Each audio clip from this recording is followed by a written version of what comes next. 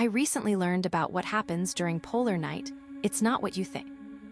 I work in a small operations facility for a data science company, just on the edge of Antarctica, with one simple task: monitor the pressure of a small tank of an unknown substance. It's not that it's actually unknown. By the way, just me and my coworker don't know.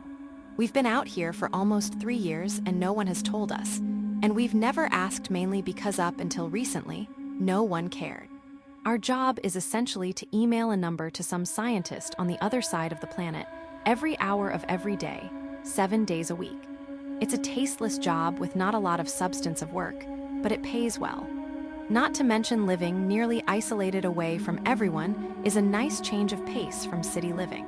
Recently, however, me and my coworker, who we'll call Jason, have been experiencing some strange things near our outpost, despite not much supposed to be happening in this barren corner of the Earth.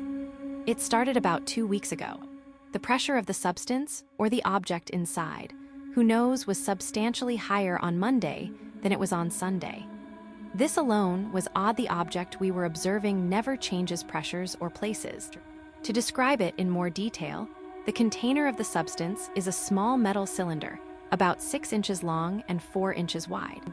It sits in an isolated room with only a specialized and incredibly slow LiDAR scanner to serve as visual input, out of fear that too much exposure to any kind of light-bearing cameras would somehow affect the substance. The room is consistently held at exactly 0 degrees Celsius or 32.0 degrees Fahrenheit.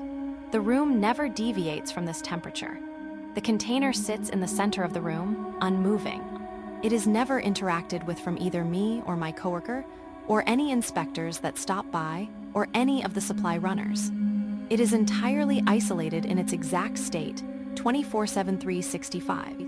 So to walk in one morning, and to see that the pressure has increased from the default 16 psi that it's been set at for 3 years to a whopping 30 psi, we were obviously a little spooked. Right after we sent the email, we were notified of an approaching aircraft carrying a small inspection team.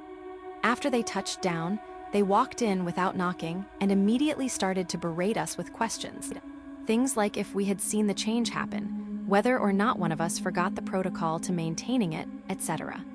We told him we hadn't seen anything nor changed our routines in ages, so they all backed off. They told us to activate the LiDAR scanner overnight and to have one of us stay awake to watch over it. This was normal. We usually got asinine and paranoid scientists breathing down our necks to send them LiDAR videos. And each time we did, they would send back that they hadn't seen anything out of the ordinary. My coworker decided it was my turn to have the overnight watch, so it was up to me to sit and watch possibly the most boring monitor to ever exist. At least, that's what I thought I'd be doing.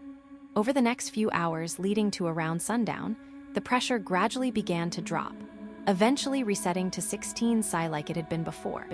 After flipping on the heater and kicking back with my laptop and a bowl of popcorn around 22:00, I settled in for a movie marathon I had been waiting some time for, and quite possibly the most boring night of my life. I was halfway into one of the movies I had planned, at around 01:20, when I suddenly caught a glimpse of something move on the monitor. I paused the movie I was watching and looked over.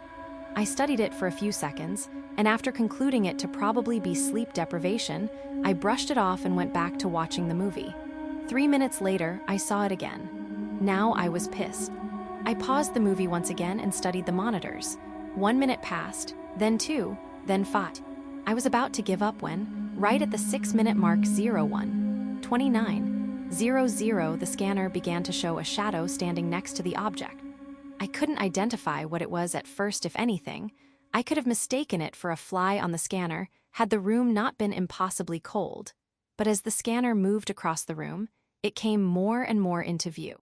It was a large blob of shadow on the ground right next to the container, one that had somehow gotten into the chamber while no one was looking.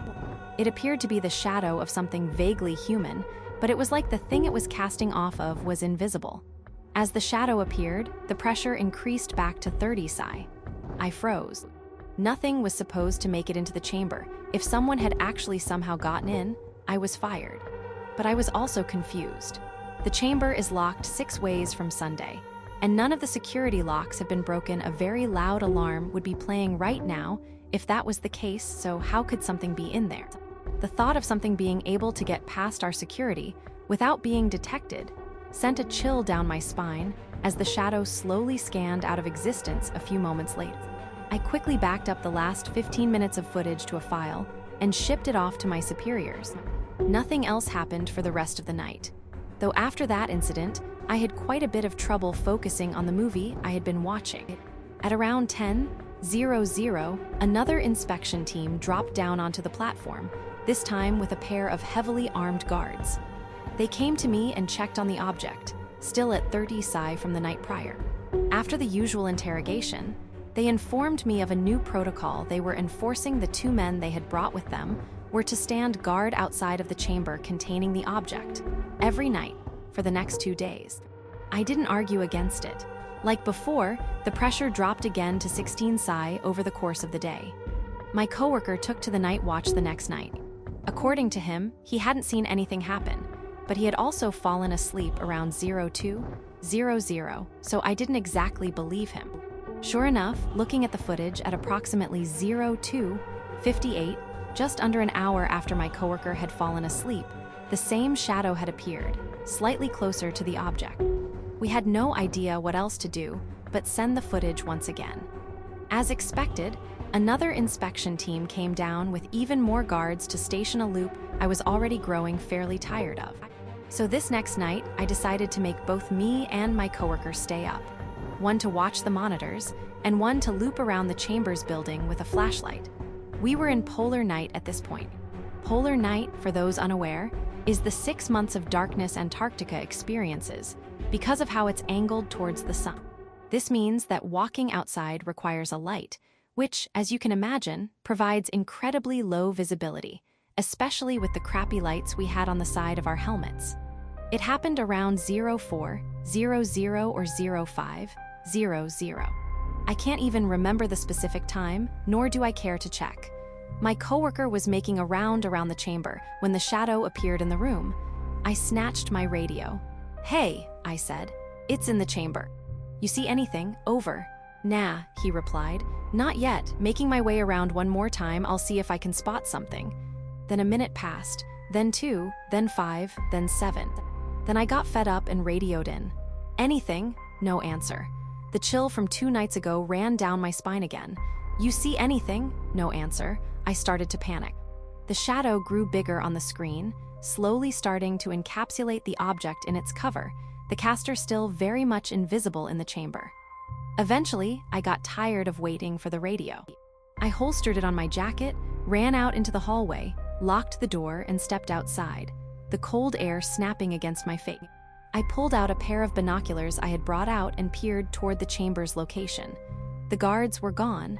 I've never sprinted faster in my life. The entire time I screamed over the radio, "Jason!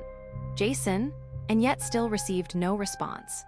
A sense of dread washed over me as I turned onto the bridge connecting the main facility to the tower where the chamber resided. As I turned the corner, I noticed the guards, guns laid on the ground, like someone had forced their way inside and told the guards to drop their weapons. I picked one of them up as I approached the entrance. It was wide open. In fact, the door was laying on the ground, just inside. I'd like to tell you one more thing about this chamber. There is technically a way inside. It's through a giant tungsten door, blocking off the entire chamber. You needed some serious security clearance to get in. Damn near needed to own the company just to ask for permission to enter. And even then your chances were slim. Not to mention it's built with at least a foot of metal between you and the object. So when I say I saw this foot-thick metal door laying down on the ground just inside the chamber, I got seriously shaky. I turned and peeked into where the chamber was. Standing inside was a tall, slender figure, about 7 feet tall if I had to guess. It stood over the object, its hand outstretched toward it, almost as if it was attempting to pick it up. The figure turned to face my head, poking out from around the corner, and I saw its face. It was horrifyingly plain, 2 beaded eyes on both sides of the face, and a closed, thin mouth resting at the bottom of its very clearly triangular head. It stood, showing its true height, and walked towards me. I held my breath as it walked directly past me, hopped the fence, and landed in the snow. I heard footsteps slowly trekking away in the snow. I must have waited for an hour there before Jason finally emerged from around a corner, his dead radio in his hand, shouting that he'd been looking everywhere for me. Once he saw the mess, he shut the fuck up. It's been about 2 weeks since that happened. The object in question has been relocated to God knows where, and has now been replaced with yet another small object of the exact same size and shape. The chamber has been repaired and upgraded security-wise since then, even replacing that old shit LiDAR scanner with a proper, newer one. One that might actually be able to capture things in a bit higher quality to appease the scientists.